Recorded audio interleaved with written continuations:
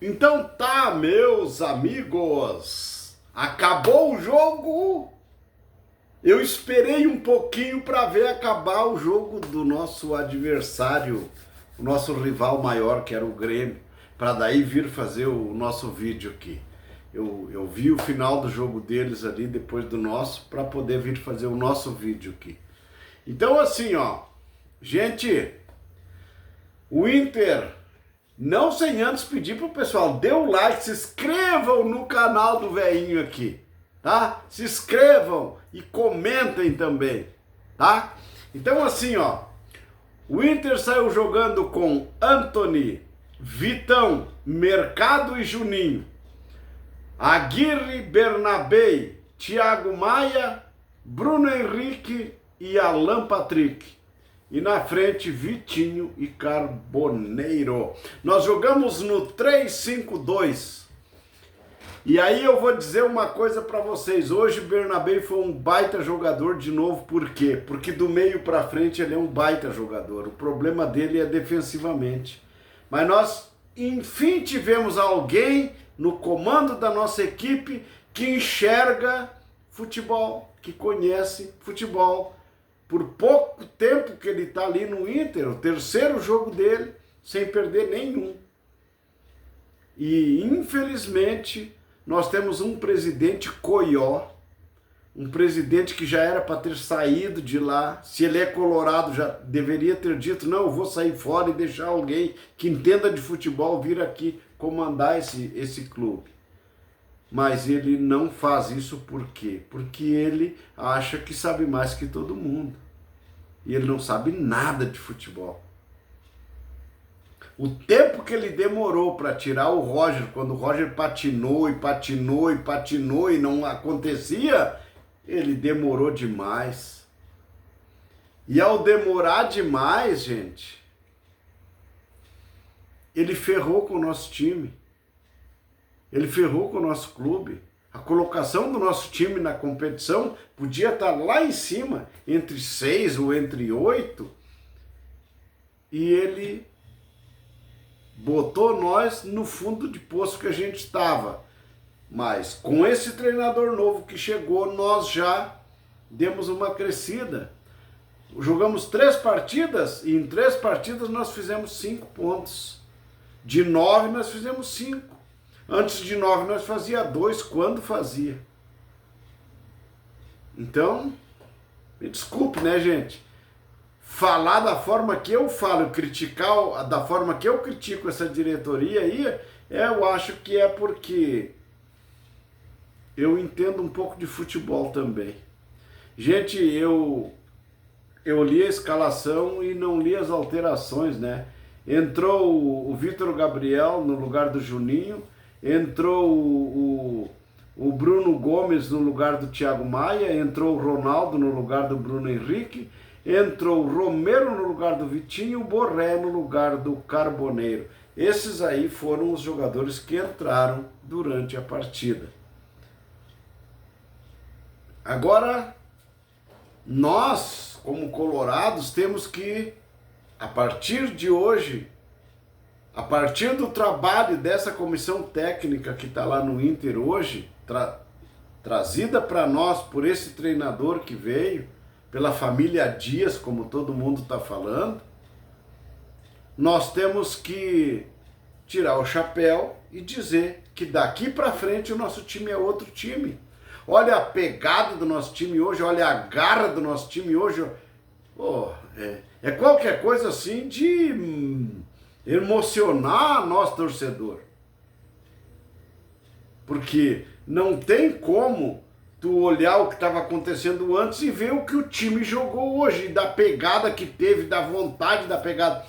Será que foi a emoção do D'Alessandro ao fazer o comentário que ele fez depois do último jogo e pedir para que o torcedor fosse a campo? Claro que muita gente veio por isso, mas a promoção hoje foi pequena perto do que eles teriam que ter feito. Eles teriam que ter simplesmente aberto os portões e disseram, hoje é de graça para todo mundo. Nós queremos ver 50 e tantas mil pessoas dentro do Beira-Rio. Quantas cabe dentro do estádio? 50? Bota 3 mil a mais lá dentro e espreme lá, mas vamos botar, porra. É isso que essa direção aí teria que ter acordado para fazer. E não ficar, diminui aqui, diminui ali, 200 e não sei quanto lá. Para com isso, gente. O nosso time tem o nome de o Clube do Povo, então parem de botar ingresso a 200 e poucos mil reais lá. 200 e poucos reais lá de cobrança. Poxa vida, eu até me enganei no falar, né? Mas isso aí acontece. Parem de fazer o que estão fazendo com o nosso torcedor. Os nossos torcedores merecem um tratamento melhor dessa diretoria. Merecem o respeito dessa diretoria com o que faz com o torcedor passar sobre o comando deles. Mas o treinador que está aí, a família Dias que está no comando do Inter, botou a pegada que o nosso time teve em campo, o esquema de jogo que eles colocaram, deu liberdade para o D'Alessandro jogar do meio para frente, que é onde ele é o cara. E isso fez com que ele resolvesse muito a situação. Sabe? A troca de tirar o Borré do time, que não vinha jogando nada há muito tempo, e botar o Vitinho, 2 jogadores de mais velocidade, num 3-5-2, onde criavam jogadas e eles abriam espaço para o Alan Patrick chegar, ou para um outro meia qualquer. E aconteceu, e o Alan Patrick foi lá e fez o gol. Mas infelizmente eles custam demais lá no Inter a enxergar as coisas. Eles custam demais para ver o que é bom para o time, e o que é bom para o clube, e o que é excepcional para o torcedor, que é conhecer futebol e saber o que fazer para acontecer. Isso, infelizmente, não vinha acontecendo, mas hoje eu tiro o chapéu, não para o presidente tem que ir embora de lá, tem que sair, vão continuar pedindo para ele sair fora de lá, mas tirar o chapéu para o comando que nós temos hoje lá no Inter. O comando que eu digo de treinador, família Dias. O que o D'Alessandro fez depois do último jogo, se emocionar e pedir para o torcedor ir, porque não deu quase ninguém no último jogo, isso aí mexeu com o coração dos torcedores que tem o D'Alessandro como ídolo. Mas o D'Alessandro é ídolo como jogador de futebol. O que ele fez foi bom, mas a direção não fez o que deveria ter feito, que era não cobrar nada de ninguém e deixar os portões abertos para entupir de gente dentro do Beira-Rio. 53 mil pessoas no mínimo. Ah, mas o estádio é para 50 mil. Não quero saber. Teve uma época que o estádio do Beira-Rio era para 75 mil pessoas, nós botamos 90 mil lá dentro para assistir uma final do Inter. Eu era um dos que estava lá. Era espremido lá dentro. Por que agora não pode acontecer isso? Porque nós não temos presidente, nós não temos diretoria. Menos mal que nós temos jogadores de brio e de vontade sobre um comando exemplar que parece que entrou lá no Inter agora. Um comando de jogadores lá, com treinador, com auxiliar, que realmente se indignam quando a coisa não está certa. Não é ficar dando assobiozinho lá do lado do campo. É realmente cobrando e exigindo. Por quê? Porque eles, dentro dos treinos que fizeram, aos poucos treinos que fizeram, ele mostrou para os jogadores que os jogadores poderiam confiar neles e eles poderiam confiar nos jogadores. Por quê? Porque eles sabiam que estava acontecendo lá no Inter. Eles conhecem o rengo sentado e o cego dormindo. E fizeram acontecer, mostrando nesse jogo contra o Botafogo, que é entre os 4 que disputam o título. O Inter foi e fez 2-0. E poderia ter arrancado com 3 ou 4-0. Primeiro tempo nós fizemos gol e perdemos mais 2 ou 3 gols. E depois fizemos mais um. Então, assim, gente, eu vou dizer para vocês assim, ó, eu tô começando a acreditar. Eu voltei a acreditar depois que essa diretoria tirou o Roger e chamou essa diretoria que está ali, a família Dias, para assumir o Inter. E deu uma demonstração de que tem conhecimento, tem comando e sabe fazer acontecer. E isso voltou a acontecer lá no nosso time. Isso me deixa entupido de alegria. Com um treinador, com uma comissão técnica que ele trouxe, acho que um preparador físico que deve já ter também um pouquinho de resultado e vai ter depois dessa parada FIFA.